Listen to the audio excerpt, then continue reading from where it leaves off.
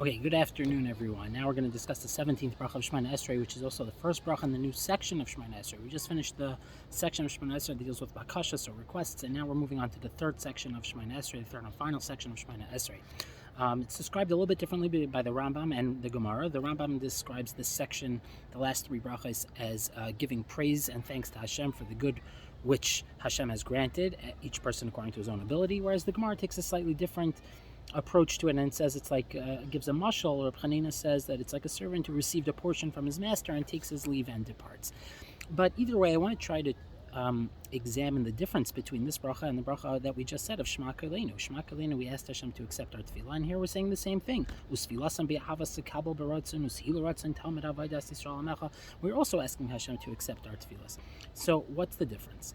And also, how could it be that if it's more or less the same thing, one is defined as a request for man's needs, and one is defined as praise and thanks, two totally different categories, but they seem to be very similar. So let's try to examine that and see what this bracha v'ritzei is really all about. So the truth is that it's a little bit foreign for us about the Gemara's mashal about a servant taking leave and departing. It's a very foreign concept for us because we don't have that anymore today. It's just for our modern world, we don't have that relationship between a servant and a master really to look at, so it's difficult for us to understand.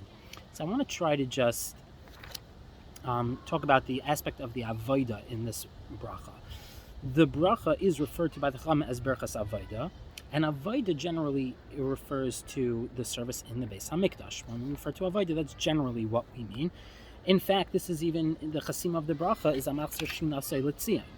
So we see that there's a clear connection here between Karbanos, Isha Yisrael, Filasam, so Isha Yisrael is there. So there's a connection between the Avodah of the Beis HaMikdash, Karbanos, and Tefillah that we have today. So at first glance, you can really see a small but significant difference between Shema Kaleinu and this bracha, whereas before we were referring to the acceptance of Tefillah, but here we're referring to the acceptance of Karbanos. Reb Soloveitchik would often point out the significance of the word ritzei, a word taken from the world of Karbanis. We would say,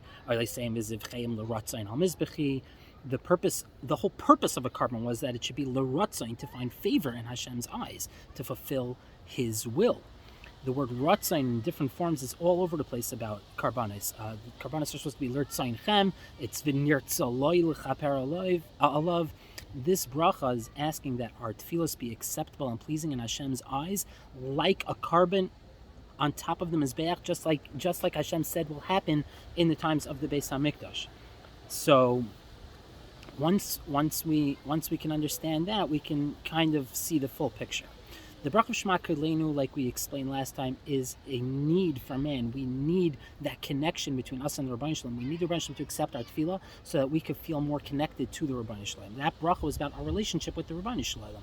And this relationship is a need that we have. But the bracha of Ritzei is not about something that we need. It doesn't have to do with that.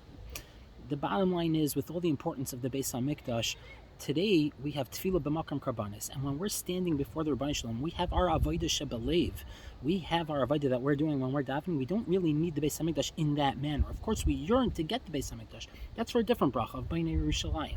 But now that's not what we're talking about here. The bracha of Ritzei is addressing the opposite, not a need of ours, but rather it's as if it's taking leave of a master. And what that means is we're asking that our tefillahs be accepted favorably, that they be pleasing in Hashem's eyes, that Hashem look at it as if after we finished davening, it wasn't a burden for him. It wasn't an inconvenience. We didn't waste his time. It was a pleasant experience. It was a nachas ruach for the Rebbeinu Shalom.